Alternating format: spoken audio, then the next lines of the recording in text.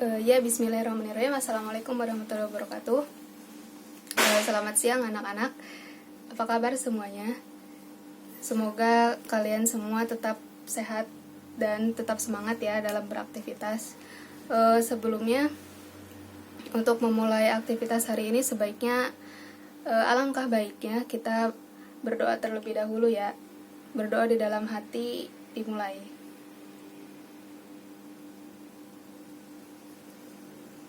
Berdoa selesai, kemudian untuk selanjutnya izinkan ibu untuk memaparkan sedikit materi. Di sini ibu akan membawakan materi mengenai iman kepada hari akhir. Nah, iman kepada hari akhir ini tuh merupakan materi yang sering disampaikan mungkin ya, dari SD, SMP sampai sekarang kalian di MA juga kan ada ya iman kepada hari akhir. Nah, kalian juga sudah tidak asing dengan apa sih iman kepada hari akhir itu tuh. Nah, di sini ibu akan sedikit menjelaskan mengenai iman kepada hari akhir, yaitu hari akhir menurut bahasa itu kehancuran atau kebangkitan. Nah, sedangkan menurut istilah itu tuh hari akhir adalah hari kehancuran alam semesta beserta seluruh isinya, dan kemudian manusia itu tuh akan dibangkitkan kembali dari alam kumpulnya dan untuk dimintai pertanggungjawaban atas semua amal perbuatannya selama di dunia. Nah, jadi dapat disimpulkan bahwa hari akhir itu tuh merupakan hari di mana seluruh dunia tuh seluruh isi dunia tuh hancur, dan manusia, baik itu manusia, hewan, tumbuhan, nah itu tuh hancur, dan kemudian manusia itu tuh akan dibangkitkan kembali di alam kuburnya dan akan dimintain pertanggungjawabannya. Nah, kemudian di sini ada kiamat itu tuh dibagi menjadi dua. Ya, kalian juga tentu sudah mengetahuinya. Yang pertama itu ada kiamat kecil atau kiamat sugro, dan yang kedua ada kiamat kubro atau kiamat besar. Nah, apa sih kiamat kecil tuh atau kiamat sugro? Nah, kiamat sugro ini tuh berupa kematian atau bencana alam. Nah, kemudian ada kiamat kubro. Kiamat kubro itu hancurnya seluruh alam dan isinya. Jadi tanda-tandanya kiamat sugro itu tuh maksudnya orang yang meninggal, lalu ada bencana alam, contohnya tsunami, banjir, nah seperti itu. Nah, kemudian kiamat besar ini hancurnya seluruh alam dan isinya. Nah, kiamat besar ini tuh emang seluruh alam tuh hancur gitu. Jadi tidak ada satu orang pun atau satu makhluk pun yang tetap hidup. Nah, kalian juga tentu tahu ya, beriman kepada hari akhir ini tuh merupakan rukun iman yang keberapa, anak-anak? Ya, betul. Di sini rukun iman itu yang kelima ya, beriman kepada hari akhir tuh. Nah, apa sih maksud dari beriman kepada hari akhir tuh, Bu? Nah, di sini tuh ada beriman kepada hari akhir itu yaitu mempercayai dengan seluruh hati bahwa suatu saat alam semesta akan hancur dan manusia itu akan dibangkitkan dari kubur menuju alam akhirat yang kekal selamanya dan tanpa ada batas waktu akhirnya. Nah, kalau di dunia kan hanya sementara. Nah, misalkan kalau di akhirat itu tuh sudah kekal. Nah, adapun di dalam sabda Rasulullah yang artinya itu barang siapa beriman kepada Allah dan hari akhir hendaklah ia berkata benar atau diam. Nah, di sini tuh hadis riwayat Bukhari dan Muslim ya. Nah, lalu setelah hari kiamat itu terjadi ada beberapa fase. Yang pertama ada yaumul ba'ats atau hari kebangkitan. Nah, misalkan kalau sudah kan semua makhluk tuh meninggal ya, hancur. Nah, kemudian fase yang pertama itu ada yaumul ba'ats, dan yaumul ba'ats itu hari kebangkitan dan akan dibangkitkan. Nah, kemudian yang kedua ada yaumul mahsyar. Yaumul mahsyar ini tuh hari berkumpul di padang mahsyar. Jadi semua makhluk yang sudah yang sudah musnah dikumpulkan di padang mahsyar. Kemudian ada yaumul mizan atau hari pertimbangan amal. Nah, di hari pertimbangan ini tuh jadi amal-amal kalian selama di dunia itu ditimbang di sini gitu. Terus udah gitu ada yaumul jaza atau hari pembalasan. Nah, di sini ada tanda-tanda datangnya hari kiamat ya, seperti tadi yang sudah dipaparkan sedikit ya. Nah, di sini tuh ada juga tanda-tanda itu diutusnya Rasulullah SAW. Lalu ada disia-siakannya amanat, ada penggembala menjadi kaya, ada sungai Efrat berubah menjadi emas, Baitul Maqdis dikuasai umat Islam, dan sebagainya. Nah, kemudian adapun dampak dari iman kepada hari akhir bagi kehidupan kita ya. Nah, dampak dari iman kepada hari akhir itu yaitu bertindak atau beramal dengan penuh tanggung jawab. Jadi kalian tuh kalau bertindak atau beramal tuh harus dipenuhi dengan disertai dengan tanggung jawab juga. Kemudian ada pandangan hidup optimis. Jadi kalian harus selalu optimis, itu jangan misalkan kalau kena dapat masalah langsung pesimis gitu aja. Nah, itu tuh dilarang ya, atau ya kalian juga harus optimis lah. Kemudian kehidupan yang soleh di masyarakat.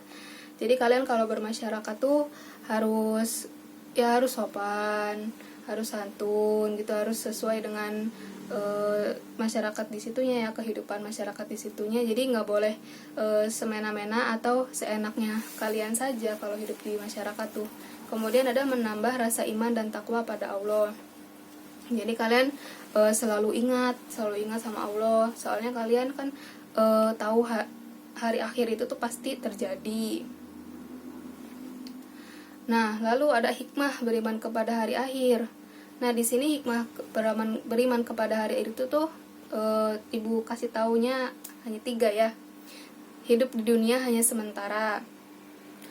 Lalu ada bertindak dengan penuh pertimbangan, dan ada senantiasa ingin berada dalam kebenaran. Nah, maksudnya hidup di dunia hanya sementara itu, orang yang beriman kepada hari akhir akan memanfaatkan hidupnya di dunia itu tuh sangat bermanfaat ya, dengan beramal soleh, dengan ya melakukan kebaikan-kebaikan di dunia gitu. Karena orang-orang yang beriman kepada hari akhir itu menyadari bahwa hidup di dunia itu hanya sementara. Nah, demikian pula dengan kesenangan ataupun kenikmatan yang ada di dunia yang hanya bersifat sementara. Kemudian bertindak dengan penuh pertimbangan. Nah, di sini tuh maksudnya dalam setiap perbuatan yang akan dilakukan orang yang beriman kepada hari akhir itu tuh akan selalu mempertimbangkannya dengan cermat, karena menyadari bahwa setiap perbuatan akan mendapat balasan. Nah, ini tuh jadi kalian berbuat tuh harus baik-baik, yang baik-baik aja gitu. Soalnya kan nanti misal kalau di akhirat kan ada tadi yang di fase yaumul hisab ya. Nah, kemudian yang terakhir itu ada senantiasa ingin berada dalam kebenaran. Nah, orang beriman kepada hari akhir itu merasa dirinya tuh dalam lindungan Allah Subhanahu wa taala aja gitu kan, dan dijauhkan dari kesesatan. Karena orang-orang yang beriman kepada hari akhir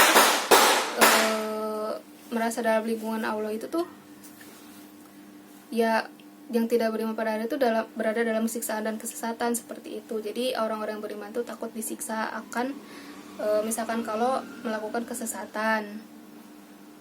Nah, kemudian yang selanjutnya itu adapun tanda-tanda hari kiamat kubro atau tanda-tanda hari kiamat besar ya. Yang pertama itu timbulnya asap.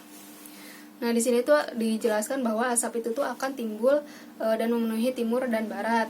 Nah, ini tuh berlakunya selama 40 hari, kemudian adanya dajjal. Nah, dajjal di sini tuh maksudnya ialah bahaya besar yang tidak ada bahaya seperti sejak Nabi Adam SAW sampai hari kiamat. Nah, dajjal ini tuh boleh berbuat apa saja ya, karena perkara-perkara yang luar biasanya. Dan dajjal ini tuh tidak bertakwa kepada Tuhan. Nah, lalu ada binatang melata di bumi. Dan kemudian ada terbitnya matahari dari sebelah barat. Lalu ada turunnya Nabi Isa alaihissalam. Lalu ada keluarnya Yakjuj dan Makjuj. Nah, Yakjuj dan Makjuj ini tuh mereka ini tuh merupakan 2 golongan. Yang satu golongan kecil dan satu lagi golongan besar. Nah, Yakjuj dan Makjuj ini tuh berada di belakang bendungan yang dibangunkan oleh Iskandar Zulkarnain. Nah, apabila Yakjuj dan Makjuj ini keluar, mereka itu bilangannya tidak terhitung banyaknya. Jadi banyak yang mereka tuh membawa pasukan yang banyak. Lalu ada gerhana dari timur, gerhana di barat, dan gerhana di Jazirah Arab. Dan ada keluarnya api dari kota Yaman menghalau manusia ke tempat pengiringan mereka. Nah, jadi anak-anak, dari pembahasan di atas ya, dapat ditarik kesimpulan bahwa begitu besar kekuasaan Allah Subhanahu wa taala yang telah merencanakan gelombang kehidupan kita ya, yang udah menyusun skenario yang sebaik mungkin, dan dengan beriman kepada hari akhir tuh kita akan mendapatkan berbagai kebaikan. Seperti tadi contohnya, kita semakin dekat dengan Allah, kita sering melakukan kebaikan, seperti itu. Nah, untuk selanjutnya ya Ibu sudah selesai ya materi yang disampaikan. Untuk selanjutnya Ibu ada mini games. Bu, apa sih mini games? Mini games itu tuh yaitu Ibu ingin kalian dibagi menjadi 2 kelompok, kelompok A dan kelompok B. Lalu Ibu akan memberikan 1 pertanyaan. Siapa yang cepat menjawab itu akan mendapatkan reward ya dari Ibu. Yuk dibagi kelompoknya.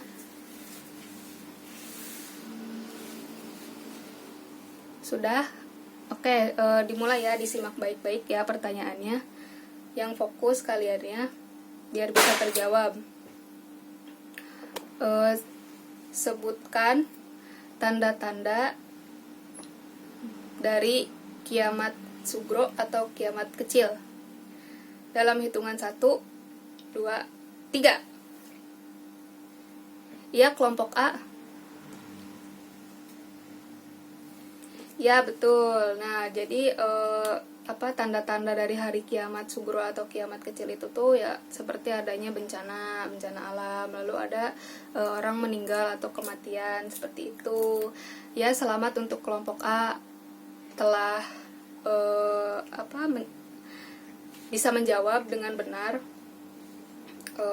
dari kuis Ibu hari ini ya. Untuk kelompok B, jangan berkecil hati, kalian juga sudah bisa berusaha semaksimal mungkin ya buat menjawab, cuman kesempatan kali ini didapatkan oleh kelompok A.